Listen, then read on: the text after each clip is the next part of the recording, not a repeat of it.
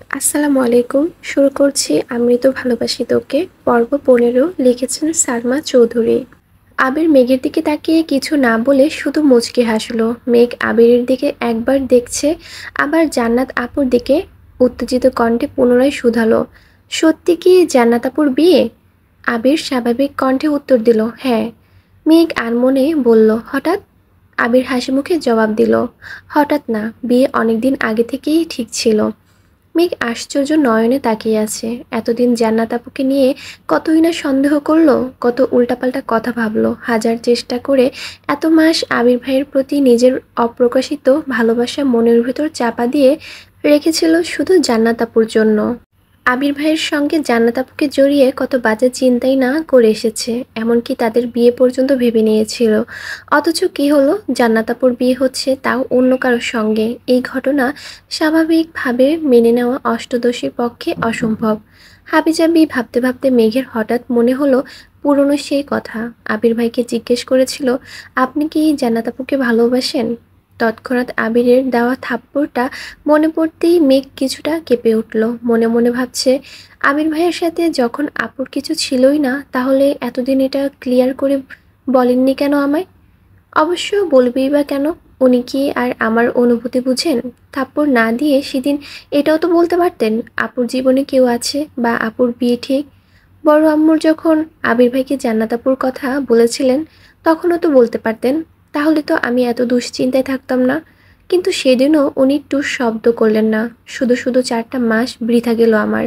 না মেডিকেলে চান্স পেলাম, আর না আবির ভাইকে পেলাম। আবিরের দিকে একবার দেখল, তারপর মন খারাপ করে মেঘ বলল, আপুর যে বিয়ে ঠিক, এটা কি আপনি এতদিনে বললেন না কেন? আবির ঠোঁট বেঁকিয়ে হাসলো, তারপর গম্ভীর কণ্ঠে বলল, বললে আর কোথাও চান্স পাইতিস না। এমনিতেও তো বেশিরভাগ সময় ভিন গ্রহে বসবাস করিস। বললে যে কি হতো আল্লাহই ভালো জানে। অকস্মাৎ কেউ একজন আবিরকে উদ্দেশ্য করে তপ্ত সুরে বলে উঠল, এতক্ষণে আসার সময় হয়েছে তোর? কখন আসতে বলেছিলাম তোকে? আবিরের সেদিকে তাকিয়ে সহজ কণ্ঠে বলল, তোর স্পেশাল গেস্টকে নিয়ে আসছি, একটু তো সময় লাগবেই। স্পেশাল গেস্ট কথা বলেছিল বলে বেঁচে গেলি। সহসা মেঘের উদ্দেশ্যে বলল, ওয়েলকাম ম্যাম। মেঘ ঘাড় ঘুরিয়ে তাকালো, ভূত দেখার মতো চমকে উঠে বলল, ভাইয়া আপনি? রাকিব সশব্দে হেসে উত্তর দিল, ইয়েস ম্যাম। আবির ভ্রুকুচকে প্রশ্ন করল, ওনারা কোথায়? রাকিব হাসি মুখে বলল, খেতে বসেছেন। তোদের জন্য অপেক্ষা করতে চাইছিল, কিন্তু আমি জোর করে বসালাম। আমি ওখানেই ছিলাম। লিমন বলল তোরা আসছিস, তাই আসলাম। চল স্টেজে যাই। আমির ভারী কণ্ঠে বলল, আরে না, ওরা ছবি তুলছে, একটু সময় দেওয়া দরকার, পরে যাব নে। মেঘের মাথায় কিছুই ঢুকছে না, হচ্ছেটা কি? সে আশেপাশে তাকাচ্ছে, একবার স্টেজে দেখছে আর একবার দুই বন্ধুর কথোপকথন শুনছে। রাকিব আবিরের হাত ধরে উচ্চস্বরে বলল, কিসের পরে? আয় বলছি। এই কথা শুনে স্টেজ থেকে জান্নাত ঘাড় ঘুরিয়ে তাকালো। মেঘ আর আবিরকে দেখে হাসি মুখে ডাকলো, মেঘ এদিকে আসো। ভারী লেহেঙ্গা পরে হাঁটতে পারছে না, তাই মেঘকে ডাকছে। রাকিব টানছে। আমি যাচ্ছে না দেখে স্টেজ থেকে দুজনই এবার ডাক শুরু করেছে। জান্নাত বলে উঠল, ভাইয়া আপনি আসবেন নাকি আমাকেই আসতে হবে? এই মেঘ আসো। আবির, মেঘ আর রাকিব তিনজনই স্টেজে উঠল। মেঘ জান্নাত আপুর কাছে যেতেই আপু এগিয়ে এসে মেঘকে জড়িয়ে ধরে বলল, কেমন আছো আপু? মেঘ এখনো ঘোরের মধ্যেই আছে, হাসার চেষ্টা করছে কিন্তু হাসি আসছে না। জেনে বুঝে কত অবহেলা করেছে আপুকে, এটা ভেবেই মেঘের খারাপ লাগছে। আস্তে করে বলল, আলহামদুলিল্লাহ ভালো, আপনি কেমন আছেন? জান্নাত মিষ্টি করে হেসে উত্তর দিল, আলহামদুলিল্লাহ। তুমি একদিন আমার পছন্দের মানুষের সম্পর্কে জানতে চেয়েছিলে না? উনি আমার সেই পছন্দের মানুষ। আলহামদুলিল্লাহ, ওনার সঙ্গেই আমার বিয়ে হচ্ছে। এদিকে আবির উঠতেই নতুন জামাই আবিরকে জড়িয়ে ধরে বলল, এত ভাব কিসের তোর? সকাল থেকে কম করে হলো 100 কল দিয়েছি, তোর আমার সাথে আসার কথা ছিল, আর তুই এতক্ষণে আসলি? আবির কিছু বলার আগেই রাকিব বলে উঠল, তোমাদের আবেগ অনুভূতি পরে প্রকাশ করো, আগে আমি আমার স্পেশাল গেস্টের সাথে পরিচয় করিয়ে দিই। মেঘের দিকে তাকিয়ে রাকিব হেসে বলল, ম্যাম, এই হলো আমার একমাত্র বোন জান্নাতুল ফেরদৌস জান্নাত। আপনি তাকে খুব ভালোভাবেই চিনেন। আর উনি হলেন আশরাফুল ইসলাম আসিফ। মেঘের বিস্ময় যেন কমছেই না, রাকিব ভাইয়ের আপন বোন জান্নাত আপু। অথচ এতদিনে একটা বার কেউ বলেনি। এই কোন দুনিয়ায় আছে সে? আশরাফুল ইসলাম আসিফ মেঘের দিকে চেয়ে হালকা করে হেসে বলল, কেমন আছেন মিস মাহাদিবা খান? নিজের পুরো নাম শুনে মেঘ অবাক চোখে তাকিয়েছে আসিফের পানে আর ভাবছে, আমার নাম উনি কিভাবে জানেন? আশরাফুল ইসলাম তখনও আবিরের কাঁধে হাত রেখেই দাঁড়িয়ে আছেন। কয়েক মুহূর্ত পর মেঘ ধীর কণ্ঠে বলল, আলহামদুলিল্লাহ ভালো, আপনি কেমন আছেন? আলহামদুলিল্লাহ ভালো, ধন্যবাদ আপু। মেঘ ভ্রুকুচকে প্রশ্ন করল, কেন? আশরাফুল ইসলাম স্বাভাবিক কণ্ঠে বললেন, আপনি চান্স পেয়েছেন বিধায় আজ আমি বিয়ে করতে আসতে পেরেছি। আপনি চান্স না পেলে আমার আর বিয়ে করা হতো না, তাই ধন্যবাদ দিচ্ছি। আপনার গিফটটা আমি পাঠিয়ে দেব। মেঘের মাথায় হাজারটা প্রশ্ন ঘুরঘুর করছে। হুট করে জান্নাত আপুর বিয়ে, আশরাফুল ইসলাম আসিফের বিয়ের সাথে মেঘের চান্স পাওয়ার সম্পর্ক, ওই লোকের মেঘের পুরো নাম জানা, আবির ভাইয়ের প্রতি এমন আচরণ। মেঘ ভাবছে, উনিও কি তাহলে আবির ভাইয়ের বন্ধু? আশরাফুল ইসলাম আসিফ অকস্মাৎ আবিরের পেটে গুঁতা দিয়ে বললেন, কিরে বিয়ে কবে করছিস? আচমকা এমন প্রশ্নে আবির ভ্যাবাচাকা খেলো, তারপর ভাব নিয়ে বলল, তোমার জন্যই তো করতে পারছি না। আসিফ হুঙ্কার দিয়ে বলে উঠল, ফালতু কথা একদম বলবি না। আমার বিয়ে আটকে রেখে এখন আবার বলছিস আমার জন্য করতে পারছিস না? আজ তো বিয়ে করছি আমি, তাহলে তুই কাল কর বিয়ে, না হয় আজই কর। আবির মুখ গোমরা করে আস্তে করে বলল, যদি পারতাম এখনই করে ফেলতাম, তুমি তো সবই জানো। আসিফ হেসে প্রশ্ন করল, তাহলে আমার দোষ কেন দেশ? আবির উত্তর দিল, তোমার তো সুখের দিন, প্রিয়জনকে বিয়ে করে ফেলতেছ, আমার কি হবে? তোমার উপর দোষ দিয়েও যদি মানুষটাকে সান্ত্বনা দিতে পারতাম। তারপর আসিফ কানে কানে আবিরকে কি যেন বলল। আবির মেঘের দিকে একবার তাকালো। মেঘ নির্বোধের ন্যায় চেয়ে আছে। আশেপাশের ঘটনাগুলো অস্বাভাবিক লাগছে, তবুও স্বাভাবিকভাবে মেনে নেওয়ার চেষ্টা করছে। রাকিব আবিরের উদ্দেশ্যে করে বলল, তানবীর কইরে, ফোন বন্ধ কেন ওর? তোরা দুই ভাই যা হইছোস কি বলবো। আবির ভ্রুকুচকে উত্তর দিল, তানবীর মিটিংয়ে শেষ করে আসবে বলছে। জান্নাত হাসি মুখে বলল, আবির ভাইয়া চলেন ছবি তুলি।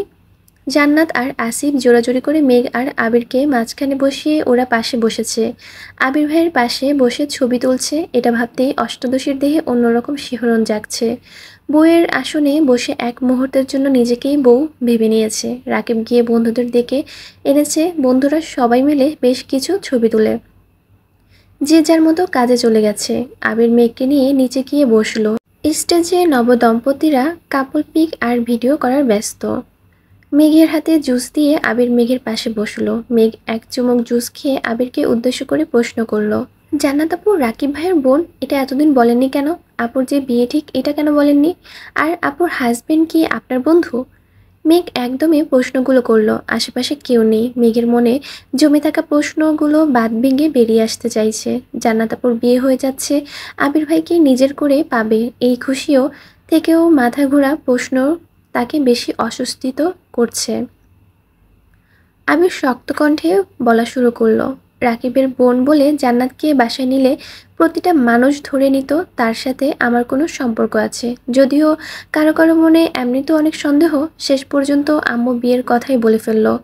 আর যদি আমি তোকে পড়ানোর মাঝপথে বলতাম যে জান্নাতের বিয়ে ঠিক, তাহলে তুই সেই কথা বাসার সবাইকে বলতে 2 মিনিটের সময়ও নিতি না। আমি জান্নাতের ব্যাপারে কোনো কথা বাসায় জানাতে চাচ্ছিলাম না। জান্নাতের হাজবেন্ড আমার বন্ধু নয়, তবে কাছের কেউ। মেঘ পুনরায় প্রশ্ন করলো, আমার চান্স পাওয়ার সাথে আপুর বিয়ের কী সম্পর্ক? আবির সহজে কণ্ঠে বলল, ঢাকা শহরে টিউটর পাওয়া কোনো সমস্যা নয়, তবে বেশিরভাগ টিউটরই শুধু টাকার জন্য পড়ায়। এই 3-4 মাস সময়টা প্রতিটা স্টুডেন্ট এর জীবনে একবারই আসে। আমার এমন একজনের প্রয়োজন ছিল যে তোর পড়াশোনাটাকে গুরুত্ব দেবে, নিজের বোন ভেবে পড়াবে। জান্নাত রাকিবের বোন আর আমারও কাছের মানুষ। ও যতটুকু শ্রম তোর জন্য দিয়েছে ততটুকু বাহিরের কোনো টিউটর কখনোই দিত না। কিন্তু হঠাৎই ওর বিয়ের কথাবার্তা শুরু হয়ে গিয়েছিল। বিয়ে হয়ে গেলে তোর প্রতি ওর গুরুত্ব কমে যেত, ওর পক্ষেও সব কিছু ম্যানেজ করা কষ্ট হয়ে যেত। নতুন টিউটর আনলে তোর মানতে সময় লাগতো, তাই বাধ্য হয়ে জান্নাতের বিয়ে পিছিয়ে দিয়েছিলাম, এটাই বলছিল। বিস্ময়ের মেঘের ভ্রু জোড়া কপালে উঠে গেছে। বৃহৎ অক্ষিপট আবিরের চোখে মুখে নিবদ্ধ। তাকে চান্স পাওয়ানোর জন্য আবির ভাই জান্নাত আপুর বিয়ে আটকে রেখেছিল, এটা ভেবেই প্রজাপতির ন্যায় উড়তে ইচ্ছে হচ্ছে মেঘের। তবে মনে মনে নিজের উপর ক্ষুব্ধ হচ্ছে। এতগুলো দিন আজে বাজে কথা ভেবে নষ্ট করেছে। মেঘের বুকের ভিতর হৃৎপিণ্ডের তীব্র ধুকপুক করা শুরু হয়ে গেছে। প্রেম প্রেম অনুভূতিটা মস্তিষ্ক জোরে বিচরণ করছে।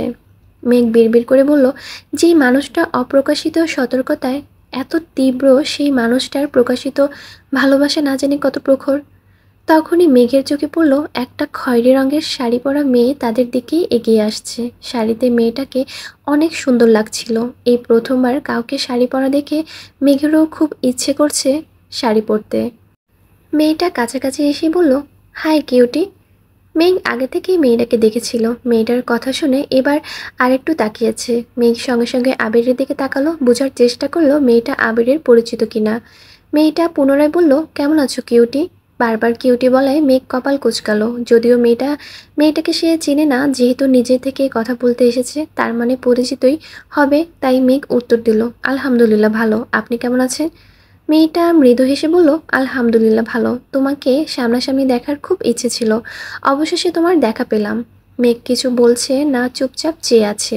মেয়েটা পুনরায় বলল, জানো মাঝে মাঝে তোমার প্রতি খুব হিংসে হয়। মেঘ বিস্ময় সমেত তাকিয়ে প্রশ্ন করল, কেন। মেয়েটা সোজাসাপটা উত্তর, একটা মানুষ কতটা ভাগ্যবতী হতে পারে তা তোমার কথা না শুনলে জানতাম না। দয়া করি সারা জীবন সুখে থাকো। মেঘ জিজ্ঞাসা চোখে চেয়ে বলল, মানে। আবির মেঘের দিকে চেয়ে গলা খাকারি দিয়ে বলে উঠল, থাক আর মানে বুঝতে হবে না। মেয়েটার দিকে না তাকিয়ে বলল, আপনাকে খুঁজে না পেয়ে হয়তো বা কেউ হয়রান হয়ে যাচ্ছে, আপনি বরং ওনার কাছেই যান। মেয়েটা আস্তে করে বলল, আর কতদিন ভাইয়া। আবির গম্ভীর কণ্ঠে উত্তর দিল, বহুদিন। মেঘ নির্বাক চোখে তাকিয়ে আছে। এই বিয়ের অনুষ্ঠানে কি ঘটছে তার অর্ধেকের বেশি মেঘের মাথার উপর দিয়ে যাচ্ছে। মেঘ আবিরকে প্রশ্ন করল, উনি কে। রিয়া রাকিবের গার্লফ্রেন্ড। কি, রাকিব ভাইয়ার গার্লফ্রেন্ড। এত অবাক হওয়ার কি আছে, গার্লফ্রেন্ড থাকতে পারে না। পারে, কিন্তু উনি আমায় কিভাবে চেনে। মেঘ প্রশ্ন করল, রাকিব যেহেতু আমার বেস্ট ফ্রেন্ড, রাকিব যদি চিনে বা জানে তাহলে রিয়া জানতে কতক্ষণ। গম্ভীর কণ্ঠে আবির বলল। মেঘ আর কথা বাড়ালো না। আজকে তার শখ খাওয়াই দিন। একটু পর পর একটার পর একটা শখ খাচ্ছে। হুটহাট এক একজনের এক একটা কথা বলছে, যাদের কাউকেই মেঘ চিনে না। আচমকা আবির উঠে গিয়ে একজনকে সালাম দিল। মহিলা সালামের উত্তর দিয়ে আবিরের বাহুতে হাত বোলাতে বোলাতে বললেন, কখন আসছিস, তোদের জন্য অপেক্ষা করছিলাম, তারপর তোর বন্ধু জোর করে খেতে বসালো। আবির মৃদু হেসে উত্তর দিল, কিছুক্ষণ আগেই এসেছি। একটা 15 বছরের মেয়ে আর একটা 19 বছরের ছেলেও ছিল ওনার পিছনে। মেয়েটা আচমকা বলে উঠল, ভাইয়া, ভাবি কোথায়। মেয়েটার দেখা দেখি ছেলেটাও বলল, তুমি না বলেছিলে ভাবিকে নিয়ে আসবা, ভাবি কোথায়। আবির চোখ রাঙিয়ে ভারী কণ্ঠে বলল, আর একবার যদি ভাবি বলে সম্বোধন করিস তাহলে তোদের খবর আছে। আপু বলবি, মনে থাকবে। দুজনেই মাথা নেড়ে সম্মতি জানালো। মহিলা আবিরকে উদ্দেশ্য করে বলল, দিবা আসেনি। আবির হ্যাঁ বলে পিছনে ফিরে তাকিয়ে হাত দিয়ে মেঘকে ইশারা করলো। মেঘ উঠে ওনাদের কাছে যেতেই আবির বলল, এই যে তোমার মাহাদিবা। মহিলা সহসা মেঘকে জড়িয়ে ধরে কান্না করে দিয়েছে। হঠাৎ করে জড়িয়ে ধরা মেঘ কিছুটা নড়ে উঠল। মেঘ পাথরের ন্যায় দাঁড়িয়ে আছে আর মনে মনে ভাবছে, এই মহিলাকে এই জীবনে ওনাকে দেখেছে বলে মনে পড়ছে না। উনি জড়িয়ে ধরলেন কেন, আর কান্নাই বা কেন করছেন। একটু পর মেঘকে ছেড়ে মহিলা কান্নারত কণ্ঠে বললেন, মাশাল্লাহ, অনেক বড় হয়ে গেছিস, দোয়া করি আরও বড় হ। মেয়েটা হাত বাড়িয়ে বলল, হাই আপু, আমি আইরিন। মেঘও স্বাভাবিক হয়ে হাত বাড়িয়ে হ্যান্ডশেক করে বলল, হ্যালো, আমি মেঘ। ছেলেটা বলে উঠল, হ্যাঁ আমরা জানি তুমি মাহাদিবা খান মেঘ। বাই দ্য ওয়ে, আমি আরিফুল ইসলাম আরিফ। জামাইয়ের নামের সঙ্গে মিল আছে দেখে মেঘ ধরে নিল ওনারা জান্নাতাপুর শাশুড়ি আর ননদ দেবর হবেন। কিন্তু আবির ভাইয়ের সাথে কি সম্পর্ক আর মেঘকেই বা কীভাবে চিনে তা বুঝতে পারছে না। মহিলা পুনরায় প্রশ্ন করলেন, তানবীর আসেনি। আবির বলল, না, আসবে কিছুক্ষণের মধ্যে। মেঘ আবারও অবাক হলো, তানবীর ভাইয়াকেও চিনে, কিন্তু ওনারা কারা। মুখের উপর জিজ্ঞেসও করতে পারছে না। তখনই মধ্যবয়স্ক একজন লোক আসছেন। আবির সালাম দিয়ে হ্যান্ডশেক করলো। মেঘও ওই লোকের সাথে পরিচয় করিয়ে দিয়েছে। তখনই রাকিব আর রাসেল ডাকতে আসছে। আবির ওনাদের বসিয়ে মেঘকে নিয়ে খেতে চলে গেছে। খেতে বসেও মেঘের মাথা শুধু মহিলার কান্না ঘুরছে। মেঘ না পেরে আবিরকে প্রশ্ন করে ফেলল, আন্টিটা কে ছিল, আর উনি আমাকে দেখে কান্না কেন করেছিলেন। আবির দীর্ঘশ্বাস ছেড়ে বলল, আজ তোকে সবই বলবো, প্রোগ্রামটা শেষ করে বের হয়, ততটুকু সময় একটু ধৈর্য রাখ প্লিজ। আবির মেঘ খাওয়া শেষ করে। মেঘ আগে চলে আসছে। আবির রাকিবের সঙ্গে কি যেন কথা বলছিল। তখনই তানবীর আসছে। মেঘকে দেখে প্রশ্ন করলো, খেয়েছিস? মেঘ মাথা নেড়ে হ্যাঁ বলল। তানবীর পুনরায় বলল, এই যে তোর জান্নাত আপুর বিয়ে হয়ে যাচ্ছে, এমনভাবে তোকে বিয়ে দিয়ে দিলে কেমন হবে? এই কথা শুনে মেঘের অক্ষিপট ভিজে আসছে। জান্নাত আপুর বিয়ে হয়ে যাচ্ছে, রাকিব ভাইয়াও কতই না কষ্ট হচ্ছে। সারা জীবনের জন্য সবাইকে ছেড়ে চলে যাবে। আজকের পর থেকে তো ওনার বাড়িতে উনি মেহমান হয়ে আসবেন। মেঘকে বিয়ে দিলে এভাবে বাড়ি ছেড়ে চলে যেতে হবে, এটা ভাবতেই কান্না পাচ্ছে মেঘের। বোনের কান্না দেখে তানবীর মেঘের মাথায় হাত বুলিয়ে হাসতে হাসতে বলল, দূর পাগলি, তোকে বিয়েই দেব না, আর দিলেও আমাদের বাড়িতেই রাখবো, চিন্তা করিস না। তখনই আবির আসছে। তানবীরের দিকে তাকিয়ে রাগী সুরে প্রশ্ন করলো, কি বলছিস ওরে? কাছে কেন? তানবীর আস্তে করে বলল, এমনি দুষ্টামি করছি। আবির রাগে কটমট করছে। মেঘের চোখ থেকে এক ফোঁটা পানি পড়লে আবিরের পায়ের রক্ত মাথায় উঠে যায়। মেঘকে কাঁদতে দেখলে আবিরের হৃদয় আঘাত লাগে। এমনিতেই মেঘ আবেগী, হুটহাট কান্না করে। তার উপর কেউ ইচ্ছাকৃত কাঁদালে আবিরের খুব রাগ হয়। স্টেজ থেকে আরিফ ডাকছে। তানবীর চলে গেছে। আবির মেঘকে নিয়ে একটু পরে গেছে। রাকিবের বাসার লোক, আসিফদের বাসার সকলে আবির, মেঘ, তানবীর সবাইকে নিয়ে ছবি তুলছে। ছবি তোলা শেষে তানবীর রয়ে গেছে। জান্নাতের বিয়ের উপলক্ষে আনা স্বর্ণের গলার হারটা আবির মেঘকে দিয়েছে। তারপর সবার থেকে বিদায় নিয়ে বেরিয়ে পড়েছে। আসার সময় সেই মহিলা মেঘকে জড়িয়ে ধরে কান্না করছেন। জোর করে ২,০০০ টাকা দিয়ে মেঘের মাথায় হাত বুলিয়ে দিয়েছেন। প্রতি সপ্তাহে বন্ধুরা মিলে যেখানে আড্ডা দেয়, আজ মেঘকে নিয়ে আবির সেই জায়গাতেই এসেছে। কিছুক্ষণ আগেই সন্ধ্যা নেমেছে। দুটা চেয়ার সাইডে রেখে মেঘকে বসিয়ে দোকান থেকে একটা আইসক্রিম এনে মেঘকে দিল। মেঘ ধীর কণ্ঠে বলল, আমি আইসক্রিম খাবো না, আমাকে বলুন উনি কে? আমাদের সাথে উনার কি সম্পর্ক? আর উনি বারবার কাঁদছিলেন কেন? আবির ভারী কণ্ঠে বলল, বললাম তো সব বলবো, আগে তুই আইসক্রিমটা খা। মেঘ আইসক্রিমটা খাচ্ছে ঠিকই, কিন্তু তার পূর্ণ মনোযোগ আবির ভাইয়ের চোখে মুখে। মাথায় থাকা প্রশ্নের ভিড়ে আইসক্রিমটাও ঠিকমতো খেতে পারছে না, কিন্তু আবির ভাই সামনে বসে থাকতে বাধ্য হয়ে খেতে হচ্ছে। মেঘ তাড়াহুড়ো করে আইসক্রিমটা শেষ করেছে। দুশ্চিন্তায় আইসক্রিমটাও শান্তিমতো খেতে পারেনি। এক দৃষ্টিতে আবিরের মুখের দিকে তাকিয়ে আছে, কিন্তু আবিরের দৃষ্টি অন্য কোথাও। আবির নির্বোধই আকাশের পানে চেয়ে আছে। রাস্তার পাশে থাকা লাইটের আলোতে স্পষ্ট বোঝা যাচ্ছে আবিরের চোখে মুখে উজ্জ্বলতার বিলীন হয়ে গেছে। বিকেলে আসার সময় যতটা উৎফুল্ল আবির ভাইকে মেঘ দেখেছিল, এই আবির ভাই যেন অন্য কেউ। চোখে মুখে চিন্তার ছাপ। মেঘ কিছু বলতে গিয়েও থেমে গেল। আবির শোনিত কণ্ঠে বলে উঠল, এই পৃথিবীতে প্রতিটা মানুষের জীবনে সবচেয়ে গুরুত্বপূর্ণ ব্যক্তি হলো মা। সেই মায়ের লাশ দেখা বা ছোঁয়ার অধিকার যদি কোনো সন্তানের না থাকে, তাহলে সেই সন্তান পৃথিবীতে বেঁচে থেকেও মৃত। মেঘের ভ্রু কুঁচকালো। আবির ভাই কি বলছে, কি বোঝাতে চাচ্ছে কিছুই বুঝতে পারছে না সে। আবির অসীম দূরত্ব থেকে দৃষ্টি সরিয়ে মেঘের দিকে তাকিয়ে ভরাট কণ্ঠে বলল, যে মানুষটাকে দেখে এসেছিলি তিনি আর কেউ নয়, তোর, আমার, আমাদের সবার একমাত্র ফুপ্পি। এই কথা শোনামাত্র মেঘের রক্ত সঞ্চালন বন্ধ হওয়ার অবস্থা হয়ে গেছে। মেঘ চিৎকার দিয়ে উঠল, কি? আবির শুরুর নেত্রে তাকিয়ে আছে। মেঘের চোখ যেন কটর ছেড়ে বেরিয়ে আসতে চাইছে। চোখে মুখে অবিশ্বাসের ছাপ। এই কথা কখনোই বিশ্বাসযোগ্য নয়। জন্মের পর থেকে মেঘ জেনে এসেছে তাদের বাবা চাচা ৩ জন। ১৮ বছর পর হঠাৎ করে ফুপ্পি আসবেন কোথা থেকে? আচমকা এমন কথা শুনলে বিশ্বাস করবে না, এটাই স্বাভাবিক। আবির গম্ভীর কণ্ঠে বলল, আমি জানি তুই বিষয়টা এত সহজে মানতে পারবি না, কিন্তু কিছু সত্যি কঠিন হলেও মানতে হবে। মেঘের দম বন্ধ হয়ে আসছে। গলা শুকিয়ে কাঠ হয়ে গেছে। গলা দিয়ে কোনো কথার বের হচ্ছে না। এতক্ষণ যাবৎ কত প্রশ্নই মাথায় ঘুরেছিল, এক মুহূর্তেই যেন সব প্রশ্ন উধাও হয়ে গেছে। মেঘ আতঙ্কিত কণ্ঠে শুধালো, আপনি কি আমার সাথে মজা করছেন? প্লিজ সত্যি করে বলুন উনি কে? আবির কপাল কুঁচকে ভারী কণ্ঠে বলল, তোর সাথে কি আমার মজার সম্পর্ক? আর সিরিয়াস বিষয় নিয়ে আমি মজা কেন করব? ওনার নাম মাহমুদা খান, আমি না। নাম শুনে কি মনে হচ্ছে তোর? মেঘ এখনো অবিশ্বাস্য দৃষ্টিতে তাকিয়ে আছে। ঢোক গিলে ভারী কণ্ঠে বলল, আপুর ফুপ্পি? আবির কণ্ঠ দ্বিগুণ ভারী করে বলল, হ্যাঁ। আলী আহমদ খান আর মোজাম্মেল খানের একমাত্র ছোট বোন এবং ইকবাল খানের একমাত্র বড় বোন। মেঘের দু কান দিয়ে হিজাবের উপর দিয়েই গরম বাতাস বের হতে শুরু করেছে। নিঃশ্বাস আটকে আসছে বারবার। আবির ভাই তো মজা করার মানুষ না, আর ওনার চোখ মুখ দেখে মনে হচ্ছে না যে উনি মজা করছেন। আর বিয়েতে ওই মহিলার আচরণও বুঝিয়ে দিচ্ছিল ওনার সাথে গভীর কোনো সম্পর্ক আছে। তাহলে কি উনি সত্যি সত্যি ফুপ্পি হন? এত বড় কথাটা কোনোদিনও শুনল না, কিন্তু কেন? মেঘ ভাবনা চিন্তা করে প্রশ্ন করল, এত বছর কোনোদিন তো ওনাকে আমাদের বাসায় যেতে দেখিনি। আব্বুদের আপন বোন হলে বাসায় যায় না কেন? আবির মৃদু হেসে বলল, ওনাকে বাসায় যেতে দেখবে কিভাবে? তোর জন্মের প্রায় 10 বছর আগে উনি খানবাড়ির ছেড়েছেন। 27 বছর হবে ওই বাড়িতে পা পড়েনি ওনার। মেঘ ভ্রুকুচকে প্রশ্ন করল, কেন, কি হয়েছিল? আবির শান্ত কণ্ঠে বলা শুরু করলো, ফুপ্পি যখন ভার্সিটিতে পড়াশোনা করত তখন ফুপ্পির একজনের সাথে প্রেমের সম্পর্ক গড়ে ওঠে।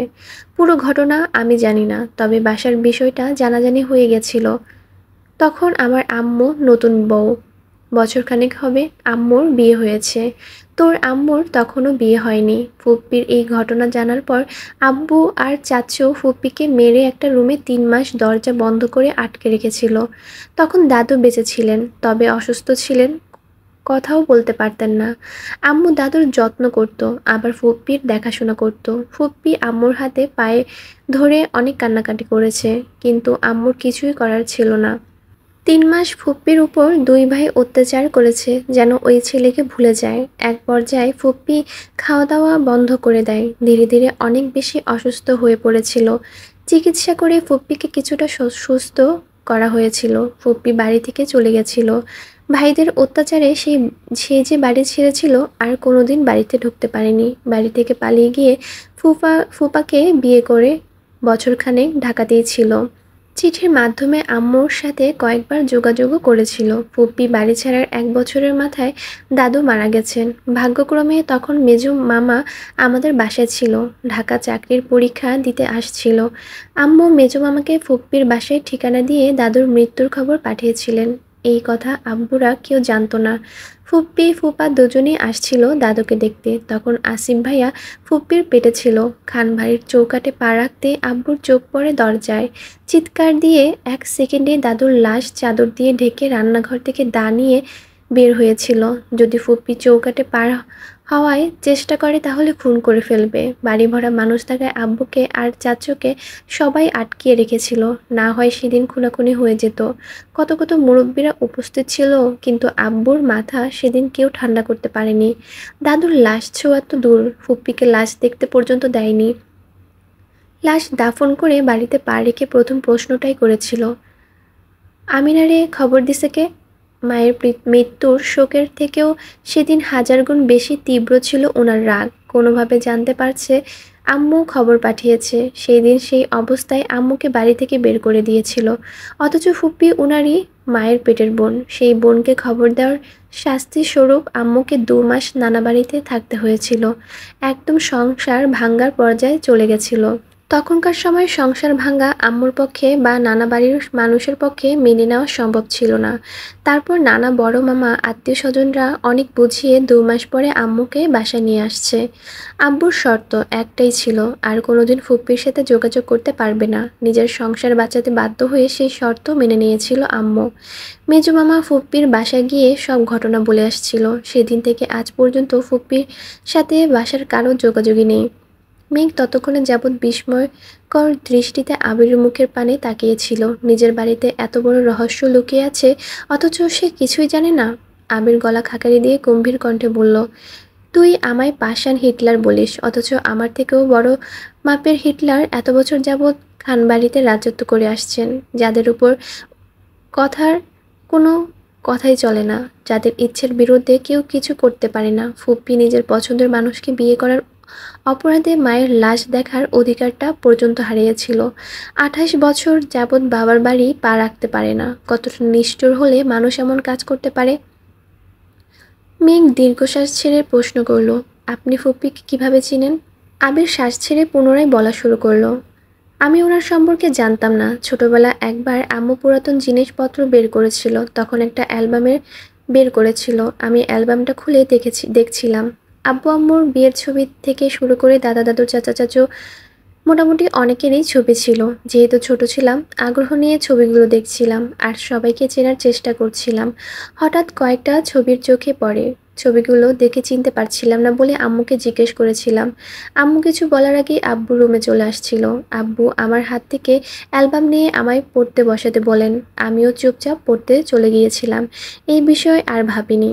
তার কয়েক বছর পর দেশ ছাড়ার আগে আব্বু আম্মুর কাছে কিছু কাগজের পত্রের দরকার ছিল। আমি তখন আব্বুর ফাইলে কাগজ খুঁজছিলাম। তখন একটা ফাইলে চোখ পড়ে। ওই ফাইলে সার্টিফিকেট, ছবি আরও কিছু কাগজপত্র ছিল। মাহমুদা খান আমিনা নামটা আমি প্রথমবার সেখানেই দেখেছিলাম। বাবা মায়ের নামের জায়গায় দাদা দাদুর নাম লেখা ছিল। ছবিগুলো দেখে ছোটবেলায় অ্যালবামের দেখা ছবিগুলোর কথা মনে হয়েছিল। আমি সেখান থেকে একটা ছবি নিয়ে গিয়েছিলাম। আম্মুকে একবার জিজ্ঞেসও করেছিলাম, কিন্তু আম্মু বলেছিল আম্মু কিছু জানে না, আর এই বিষয়ে যেন আর কোনোদিন কাউকে কিছু না বলে। তখন কিছুদিন আমার মাথায় বিষয়টা ঘুরছিল। পরে ভাবছি হয়তো মারা গেছেন তাই আম্মু জানে না বা জিজ্ঞেস করতে না করেছে।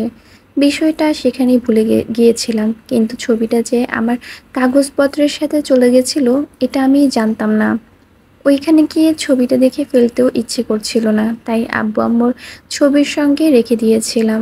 তবে কোনোদিন এই বিষয় নিয়ে ভাবিনি। কথাগুলো শেষ করে আবির একটু থামলো। মেঘ জিজ্ঞাসু চোখে চেয়ে থেকে আস্তে করে বলল, তারপর? গত বছরের শেষ দিকে জান্নাত আর আসিফ ভাইয়াকে নিয়ে একটু ঝামেলা হয়েছিল। তখন রাকিব আমাকে আসিফ ভাইয়ার ফেসবুকের আইডি পাঠিয়েছিল। ওইখানে কভার ফটোতে একটা ছবি ছিল। কেন জানি আমার ছবিতে থাকা মহিলাটাকে খুব পরিচিত মনে হয়েছিল। আমি রাকিবকে বলে আসিফ ভাইয়ার বায়োডাটা সংগ্রহ করি। ওইখানে আমি দ্বিতীয়বারের মতো নাম দেখি মাহমুদা খান আমিনা। সেদিন প্রথমবারের মতো আমি বড় সড় ধাক্কা খেয়েছিলাম। আমি সব কিছু খুঁজে সেই পুরনো ছবিটা বের করে বারবার ফেসবুকের ছবির সাথে মিলিয়েছিলাম। অস্থিরতায় সেদিন প্রায় মরতে বসেছিলাম। নিজের চোখকে বিশ্বাস করতে পারছিলাম না। বিশ্বাস করতে কষ্ট হচ্ছিল যে আমার একজন ফুপি আছে, তাও আবার জীবিত। সেদিন পরিস্থিতি সামলানোর বিন্দুমাত্র শক্তি ছিল না আমার। সেই রাতেই তানবীর আর রাকিবকে আসিফ ভাইয়ার বাসায় পাঠিয়েছি। আমি ফুপির সাথে সেদিন প্রথমবারের মতো ফোনে কথা বলেছিলাম। নাম পরিচয় বলার পর ওনার সে কি কান্না! তানবীরকে আঁকড়ে ধরে অনেক কেঁদেছিল। ফুপ্পির ২৮ বছর চেপে রাখা সব কষ্ট কান্নায় পরিণত হয়েছিল। তারপর বেশ কয়েকবার কথা হয়েছে ওনার সাথে। বারবার জিজ্ঞেস করেছি ঘটনা বলতে, কিন্তু বলেনি। বলেছেন আমি দেশে ফিরলে বলবে। দেশে ফেরার কয়েকদিনের মধ্যেই আমি তানবীর আর রাকিব ওনাদের বাসায় গিয়েছিলাম। সেখানে গিয়ে সব ঘটনা শুনেছি।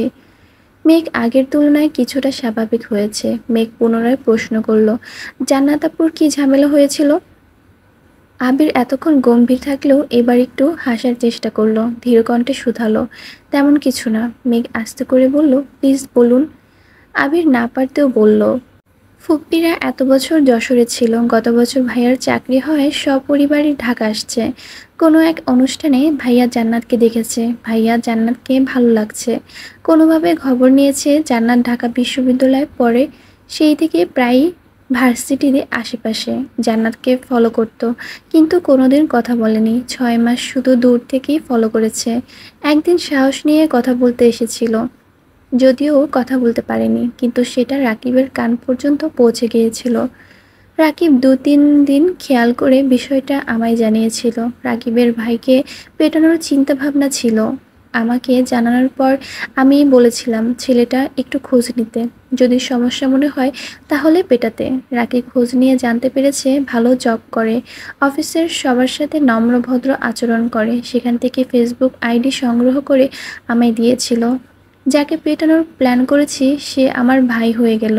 যখন জানতে পেরেছি ভাইয়া জান্নাতকে পছন্দ করে, তখন রাকিব আর বাধা দেয়নি। তবে রাকিবের একটাই কথা ছিল, আমি দেশে না ফিরলে আর ফুপ্পির পুরো ঘটনা না জানলে সে জান্নাতের সাথে বিয়ের সিদ্ধান্ত নেবে না। ধীরে ধীরে জান্নাত আর ভাইয়ার মধ্যে মোটামুটি ভালো সম্পর্ক হয়েছে। আমি দেশে ফিরলাম, ভেবেছিলাম দেশে ফিরে ওদের বিয়ে দিব, কিন্তু দেশে আসার পর তোর কোচিং টিউশন থেকে খবর নিয়ে দেখলাম তোর পড়াশোনার নাজেহাল অবস্থা। এভাবে পড়লে চান্স পাবি না। তোর পড়াশোনা গুছিয়ে দেওয়ার জন্য একজন মানুষ দরকার ছিল। তখন জান্নাতের কথা মাথায় আসে আর জান্নাতকে আনি। জান্নাতের বিষয়ে সিদ্ধান্ত নেওয়ার অধিকার যেহেতু রাকিবের, আর রাকিব আমার বেস্ট ফ্রেন্ড, তাই বিয়ের আলোচনা হওয়ার আগে বন্ধ করে দিয়েছিলাম। কিন্তু অফিসিয়াল কাজে ভাইয়াকে 6 মাসের জন্য দেশের বাইরে যেতে হবে। ভাইয়া চাচ্ছিল বিয়ে করে বউ নিয়ে কয়েক মাস ঘুরে তারপর যাবে, কিন্তু তোর অ্যাডমিশন টেস্টের থেকে আমার কাছে তাদের বিয়ের গুরুত্বপূর্ণ ছিল না। আমি রাজি হইনি বলে ভাইয়া ঘোরাঘুরি প্ল্যান বাদ দিয়ে বলেছে শুধু বিয়েটা করবে, বিয়ের পর তাকে যত ইচ্ছে পড়াবে। কিন্তু আমার কথা হলো, একবার বিয়ে হলে মানে জান্নাতের মাথায় সংসারের চিন্তা ঢুকবে, তখন তোর প্রতি তার দায়িত্ব কমে যাবে। এটা তো আমি কখনোই হতে দিব না। ভাইয়া যখন বুঝতে পারছে আমার মানতে পারবে না, তখন জান্নাতকে বোঝানো শুরু করেছে। কিন্তু জান্নাত তো আমায় বা রাকিবের সবই বলে দেয়। জান্নাতের মাথা যাতে না খেতে পারে সেজন্য 1 মাস যাবৎ জান্নাতের সঙ্গে ভাইয়ার যোগাযোগ বন্ধ রেখেছি। রাকিব নতুন সিম কিনে দিয়েছে জান্নাতকে। সেদিন রাতে তুই আমার কল দিয়েছিলি। সেদিন আমি রাকিব আর তানভীর ফুপ্পিদের বাসায়ই ছিলাম। বিয়ের কথাবার্তা বলতে গিয়েছিলাম। তুই চান্স পেলেই বিয়ে হবে, এরপর টাই শর্ত ছিল। কিন্তু রাতে ফেরার পর তোর খাতা ভর্তি হাবিজাবি লেখা দেখে আমার মাথায় রক্ত উঠে গিয়েছিল। যার জন্য আমি এত মানুষের বিরুদ্ধে লড়তেছি, সে কিনা পড়াশোনাটাকে গুরুত্বই দিচ্ছে না। সেই রাগে সেদিন খাতা পুড়িয়েছিলাম যাতে তুই পড়াশোনায় মনোযোগ দিস। যাদের সামনে বারবার গর্ব করে বলেছি আমার মেয়ে চান্স পাবে, চান্স না পেলে আমি তাদের মুখোমুখি হতে পারতাম না। তারা মুখে কিছু বলুক বা না বলুক, মনে মনে হলেও বলতো। এত কিছু করেও তো মেঘ চান্স পেল না, এই কথাটা পৃথিবীর কোনো মানুষ যাতে বলতে না পারে, সেজন্যই আমি তোকে সারাক্ষণ পড়ার কথা বলতাম। আলহামদুলিল্লাহ, তোর চেষ্টা আমার ইচ্ছে পূরণ হয়েছে। আল্লাহ আমার আশা পূরণ করেছেন, আর তোকেও অসংখ্য ধন্যবাদ। মেঘের গলায় আটকে থাকা নিঃশ্বাসটা দীর্ঘশ্বাস হয়ে বেরিয়ে আসলো। মেঘের আড়ালে মেঘকে নিয়ে কত কত ঘটনা ঘটেছে। আবির ভাইয়ের গত 4 মাসের করা আচরণগুলো বারবার মনে হচ্ছিল। আবির রাশভারী কণ্ঠে আবার বলে উঠল, সবাই জানে খান বংশের বড় ছেলে আমি। চাচাতো ভাই বোনদের মধ্যে আমি বড় হলেও সত্যিকারের অর্থে আসিফ ভাইয়া আমাদের মধ্যে সবার বড়, আর আমি দ্বিতীয়।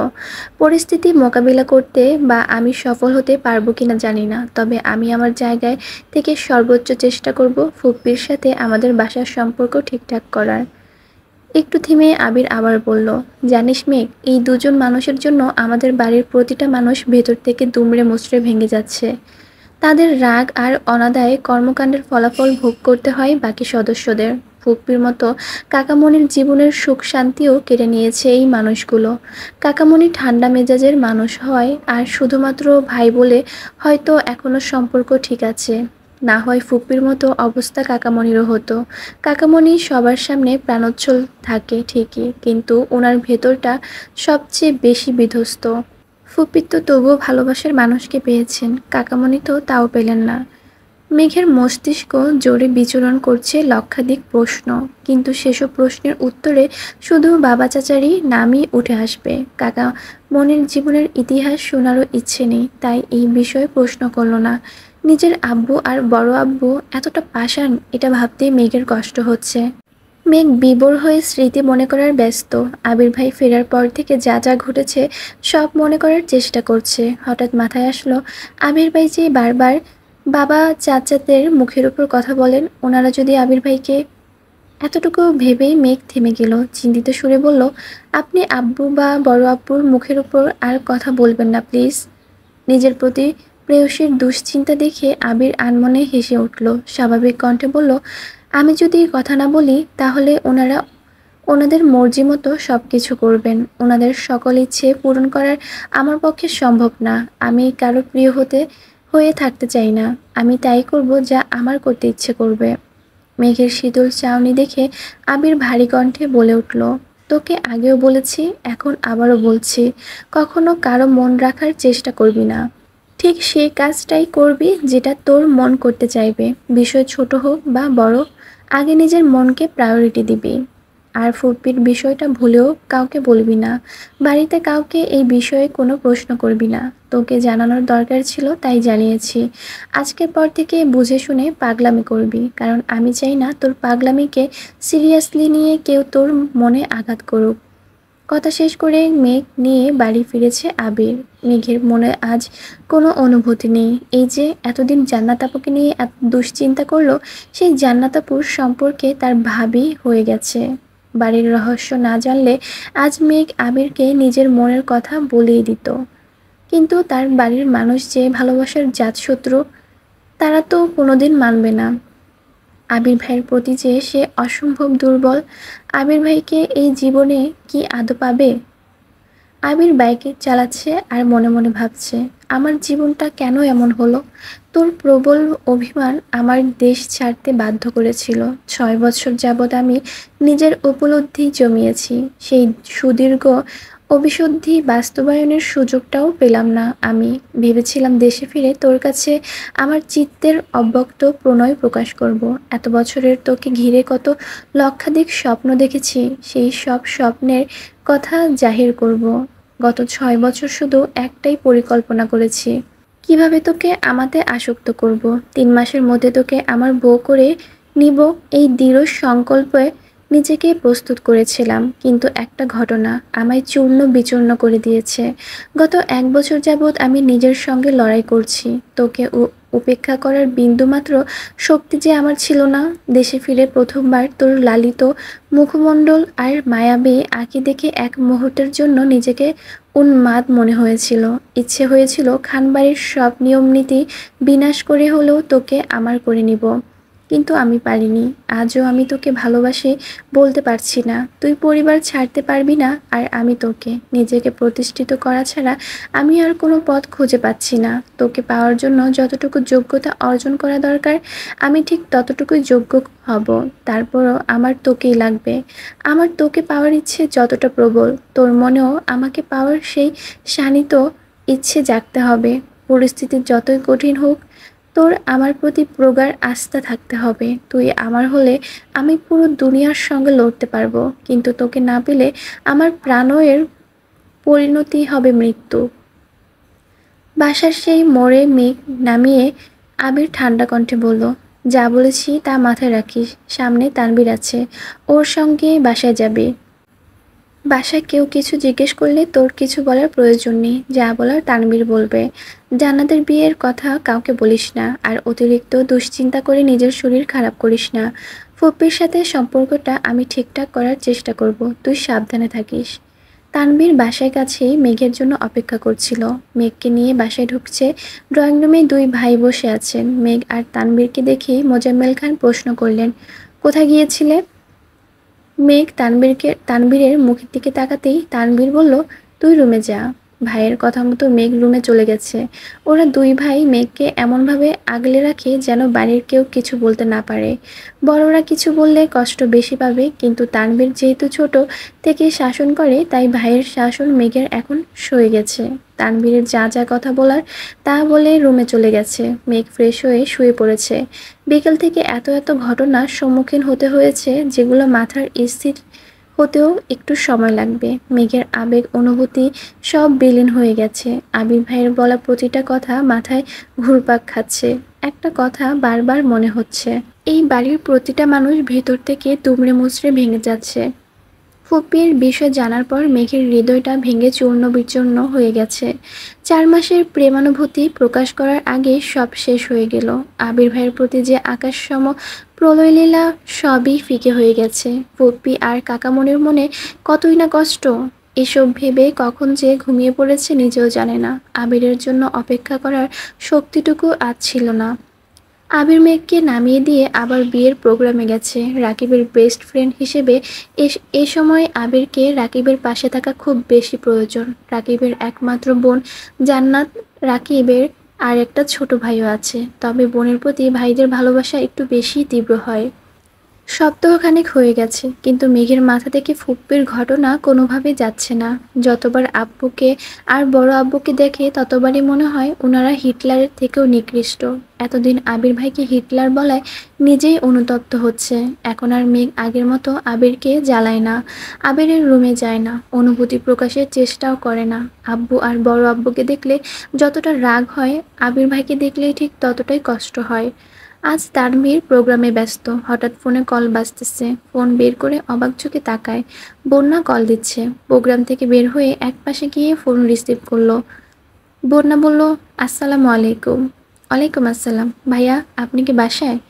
ভাইয়া ডাকতে কতবার না করেছি তোমায়? বন্যা বলল, সরি, আর ভাইয়া বলবো না। মেঘের কি কিছু হয়েছে? আমি কল দিলে রিসিভ করে না, হঠাৎ রিসিভ করলেও ঠিকমতো কথা বলতে পারে না।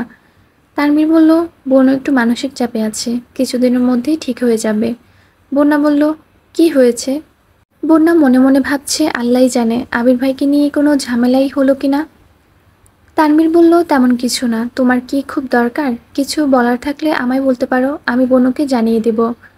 বন্যা আমতা আমতা করে বলল, ওই রকম কিছু না, কথা হইতেছে না তাই চিন্তা হচ্ছিল, এই জন্য আপনাকে কল দিলাম। তানভীর ঠান্ডা কণ্ঠে শুধালো, আর কোনো কারণ নেই? বন্যা আস্তে করে বলল, না মানে আছে। তানভীর ধীর কণ্ঠে বলল, বলো। বন্যা ঢোক গিলে ভয়ে ভয়ে প্রশ্ন করল, আজকে কি আপনার একটু সময় হবে? তানভীর ভ্রুকুচকে প্রশ্ন করল, কেন? বন্যা একটু থেমে বলল, আপনার সাথে কি দেখা করা যাবে? আপনি মেয়েকে নিয়ে আসলে ভালো হতো, যদি আপনার সময় হয় আর কি। তানভীর জানালো, বনুর মনের অবস্থা খুব একটা ভালো না, তারপরও আমি জিজ্ঞেস করবো নে। বনু না আসলে কি আমি আসতে পারবো, নাকি দেখা করতে হলে বনুকে নিয়ে আসতে হবে? বন্যা কিছু বলছে না দেখে তানভীর আবার বলল, আমি বিকেলে কল দিব তোমায়, রাখছি এখন। তানভীর ফোন রেখে আবিরকে কল দিল। আবিরের কড়া নিষেধ, মেঘকে এখন কোথাও নিয়ে যাবে না। মেঘের মন মেঘকেই ঠিক করতে হবে। সব বিষয়ে আবির বা তানভীর মেঘকে সাহায্য করতে পারবে না। তানভীর কী করবে বুঝতে পারছে না। মেঘকে জিজ্ঞেস না করলে বা মেঘের মতামত না নিলে পরবর্তী বন্যা বিষয়টা জানলে তানভীরকে ভুল বুঝবে। আবার মেঘ যদি ঘুরতে যেতে রাজি হয়ে যায়, তাহলে আবির তো তানভীরকে মেরেই ফেলবে। দোটানায় কাটিয়ে শেষমেশ মেঘকে কল করলো তানভীর। মেঘ তখন উপন্যাস পড়ায় ব্যস্ত। বাসায় শুয়ে বসে থেকে আর ভালো লাগছিল না। ফোন চাপতে গেলে আবির ভাইয়ের আইডি আসে সামনে।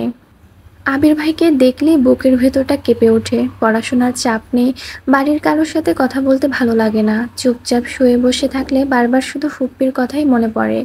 এসব কিছু কাটাতে আবির ভাইয়ের দেওয়া উপন্যাসের বইগুলো পড়া শুরু করেছে। বেশিরভাগ সময় উপন্যাসই পড়ে। উপন্যাস পড়ার আরেকটা অন্যতম কারণ হলো নিজেকে সবার থেকে আড়াল করে রাখা। তানভীর ২-৩ বার জিজ্ঞেস করেছে ঘুরতে যাবে কিনা, কিন্তু মেঘের ঘুরতে যাওয়ার কোনো ইচ্ছে নেই। বোন রাজি না হওয়াতে তানভীরের জন্য ভালোই হয়েছে, আবিরের কাছে বকা খেতে হয়নি। কিন্তু বন্যা দেখা করবে কিনা কে জানে। বিকেলের দিকে প্রোগ্রাম শেষ করে তানভীর বন্যাদের বাসায় গলি পর্যন্ত গিয়ে বন্যাকে কল দিল। বন্যা কিছুক্ষণের মধ্যে রেডি হয়ে একটা শপিং ব্যাগ হাতে নিয়ে আসলো। তানভীরের সাথে একা ঘুরতে যাওয়ার ইচ্ছে ছিল না বলে মেঘকে আনতে বলেছিল, কিন্তু মেঘ এলো না, অথচ তানভীর এসে দাঁড়িয়ে আছে, তাই বাধ্য হয়ে বন্যা বেরিয়েছে। ঘণ্টাখানেক তানভীরের সাথে বাইকে ঘুরেছে, কিন্তু একবারের জন্য তানভীরকে স্পর্শ করেনি। সন্ধ্যার দিকে রেস্টুরেন্টে বসে আছে বন্যা আর তানভীর। বন্যা আশেপাশে একবার তাকিয়ে পরিস্থিতি বোঝার চেষ্টা করলো। তারপর হাতের শপিং ব্যাগটা তানভীরের দিকে এগিয়ে দিয়ে বলল, এগুলো আপনার জন্য। তানভীর বিস্ময় সমত তাকিয়ে বলল, আমার জন্য? বন্যা উপর নিচ মাথা নাড়ালো, কিন্তু কেন? আপনি ২বার আমায় ট্রিট দিয়েছেন, গিফটও দিয়েছেন, আমারও তো উচিত চান্স পাওয়ার খুশিতে আপনাকে কিছু দেওয়া। তানভীর শপিং ব্যাগটা নিজের কাছে এগিয়ে নিল। র্যাপিংয়ে মোড়ানো একটা বক্স খুলতেই চোখে পড়ল একটা কালো চেইনের ঘড়ি। অনেক সুন্দর ডিজাইনের, মোটামুটি দামিও। তানভীর ঘুরিয়ে ফিরিয়ে ঘড়িটা দেখে বলল, ঘড়িটা অনেক সুন্দর, কিন্তু আমি তো ঘড়ি পরি না।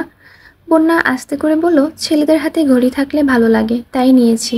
আপনি ঘড়ি পরেন কি না তা আমি জানতাম না। ব্যাপার না, পছন্দ করে এনেছো তার জন্য ধন্যবাদ। এই বলে তানভীর ঘড়িটা হাতে দিল। শপিং ব্যাগে আরেকটা সুন্দর ওয়ালেট আর ঘড়ির বক্স শপিং ব্যাগে রেখে খাওয়া দাওয়া করে বন্যাকে বাসার কাছে পৌঁছে দিয়ে তানভীর বাসায় আসছে। আবির ড্রয়িং রুমে বসে কফি খাচ্ছিল। তানভীরের হাতে ঘড়ি দেখে কপাল কুঁচকে ঠাট্টা সুরে বলল, কারো জন্য কেউ একজন তার ইচ্ছে বিরুদ্ধে কত কাজই না করেছে। অবশ্য এসব দেখতে ভালোই লাগছে। তানভীর ঘড়ি পরা হাতটা নিজের পেছনে লুকিয়ে মন খারাপ করে বলল, মজা করছো? আবির সশব্দে হেসে উঠল। তানভীর গাল ফুলিয়ে সিঁড়ি দিয়ে উঠছে। আবির সোফায় বসে সেদিকে তাকিয়ে হেসেই যাচ্ছে। বেশ কিছুদিন কেটে গেল। খাবার টেবিলে দেখা হয় মেঘ আবিরের। মেঘ দু একবার আবির ভাইয়ের দিকে তাকায়। চোখাচোখি হলেই চোখ নামিয়ে নেয় মেঘ। আবির সকালে খেয়ে অফিসে চলে যায়। মিম আর আদিও স্কুলে চলে যায়। মেঘ বাসায় একা একা থাকে। প্রতিদিন বিকেলে ছাদে যায়, গাছগুলো দেখাশোনা করে। বাকি সারাদিন আবির ভাইয়ের দেওয়া উপন্যাসের বই পড়ে। দুটা উপন্যাস শেষ করে ফেলেছে। তৃতীয় উপন্যাসটা যত পড়েছে মেঘের মনের ভেতর প্রেমানুভূতি তত সক্রিয় হতে শুরু করেছে। ফিকে হয়ে যাওয়া অনুভূতিটা আবারও জাগ্রত হচ্ছে। আবির ভাইয়ের প্রতি ধারালো ভালোবাসার টানে 28 বছরের গত হয়ে যাওয়া ইতিহাসকে পেছনে ফেলে নতুন করে স্বপ্ন দেখতে শুরু করেছে। হয়তো আবির ভাইকে পাওয়ার স্বপ্ন পূরণ হবে, নয়তো সারা জীবন আবির ভাইকে একতরফা ভালোবেসে যাবে। তবুও মুখ লুকিয়ে আবির ভাইকে এড়িয়ে চলবে না। রাত 11টার দিকে মেঘের তৃতীয় উপন্যাস পড়া শেষ হয়েছে। সেই থেকে আবির ভাইয়ের জন্য অপেক্ষা করছে। গত কিছুদিন যাবৎ আবির ভাইয়ের বাড়িতে আসা যাওয়াতে মেঘের বিশেষ কোনো নজর ছিল না। বাইকের শব্দ শুনেও বেলকনিতে যেতে ইচ্ছে হয়নি তার। আজ এতদিন পর মেঘ আবির ভাইয়ের জন্য বেলকনিতে দাঁড়িয়ে অপেক্ষা করছে, অথচ আবির ভাই ফিরছে না। আবির ইদানিং অফিস থেকে সন্ধ্যায় বাসায় ফিরে, ঘণ্টাখানেক পর আবার বের হয়। ফিরতে ফিরতে রাত 12টা বেজে যায়। যেহেতু মেঘ আবিরের সাথে কথা বলে না, আবিরের জন্য অপেক্ষা করে না, তাই আবিরও নিজের মতোই চলাচল করে। 12টার দিকে আবির বাসায় ফিরেছে। আবিরকে দেখে মেঘ বেলকনির থেকে মিষ্টি করে হাসলো। এতদিন পর আজ মেঘের মুখে একটু হাসি ফুটেছে। আবির বাইক থেকে সেই দৃশ্য দেখলো কি না কে জানে। আবির নিজের রুমে ফ্রেশ হতে চলে গেছে। মেঘ চুপি চুপি ড্রয়িং রুমে আসছে। এত রাতে কেউই সজাগ নেই। টেবিলের উপর আবিরের জন্য খাবার ডেকে রাখা হয়েছে। মেঘ খাবারগুলো দেখছে। এর মধ্যে আবির নিচে নামলো। মেঘের থেকে কয়েক পা পিছনে দাঁড়িয়ে ডাকলো, কি করছিস সেখানে? আবিরের কণ্ঠ শুনে আঁতকে উঠে ঘাড় ঘুরিয়ে তাকালো মেঘ। মেঘ আবিরের চোখাচোখি হতেই আবির একটানা দুবার ভ্রু নাচালো। মেঘ নিঃশব্দে হেসে উঠল। দীর্ঘ প্রতীক্ষার পর প্রেয়সীর মুখে হাসি দেখে আবিরের মন এক মুহূর্তেই শান্ত হয়ে গেছে। আবির চোখ বন্ধ করে দীর্ঘশ্বাস ছেড়ে নিজেকে সুস্থির করার চেষ্টা করছিল। মেঘ মাথা নিচু করে বলল, আপনি এগুলো দিয়ে কিভাবে খাবেন? আপনাকে একটা ডিম ভেজে দেই? মেঘের এমন কথায় আবির চোখ মেলে তাকালো। ভারী কণ্ঠে জবাব দিল, কোনো প্রয়োজন নেই, আমি খেতে পারবো। আবির ভারী কণ্ঠে বললেও মেঘের সেসবে মাথা ব্যথা নেই, কারণ তার মাথায় উপন্যাসের প্রেমালোক ঘুরপাক খাচ্ছে। সে আবার বলল, আপনি তো বলেছিলেন পরীক্ষার পর রান্নাঘরে যেতে পারবো। পরীক্ষা তো শেষ, এখন কি যেতে পারবো না? আবির স্বাভাবিক কণ্ঠে প্রশ্ন করলো, তোর কি ডিম ভাজা খেতে ইচ্ছে করছে? আমি করে নিয়ে আসবো? মেঘ ডানে বামে মাথা নেড়ে বলল, আমি ভাজবো। আবির গম্ভীর কণ্ঠে শুধালো, তুই তুই কি ডিম ভাজতে পারিস? মেঘ দাঁত কেলিয়ে হেসে বলল, আম্মুরা ডিম ভাজার সময় আমি দেখেছি। আবির পুনরায় বলল, তোর ভাজতে হবে না, তুই বস, আমি ডিম ভেজে নিয়ে আসছি। মেঘ শক্ত কণ্ঠে বলল, না, আমি আনবো। আবির ধমক দিতে গিয়েও থেমে গেল। মেয়েটা এতদিন পর আবিরের সঙ্গে কথা বলতে আসছে। ধমক দিলে মনে কষ্ট পাবে, তাই ধমক দিতে পারছে না। আবার ডিম ভাজতে পাঠাতেও সাহস পাচ্ছে না। আবির দু পা এগিয়ে থমকে দাঁড়ালো। সেখান থেকে ঘুরে এসে চেয়ার টেনে বসলো। পকেট থেকে ফোন বের করে কিছু একটা চেক করছিল। একবার রান্নাঘরে তাকাচ্ছিল, একবার ফোনে। দুবার ডেকে বলেছে, তুই কি পারবি নাকি আমি আসবো? মেঘ দুবারই উচ্চস্বরে বলল, পারবো। কিন্তু আবিরের কলিজা কাঁপছে। প্রথমবার মেঘ রান্না করতে গেছে, পেঁয়াজ কাটতে গিয়ে যদি হাত কেটে ফেলে। কয়েকবার রান্নাঘর দেখে যেই না ফোনের দিকে মনোযোগ দিয়েছে, কয়েক সেকেন্ডের মধ্যেই মেঘ চিৎকার দিয়ে উঠেছে।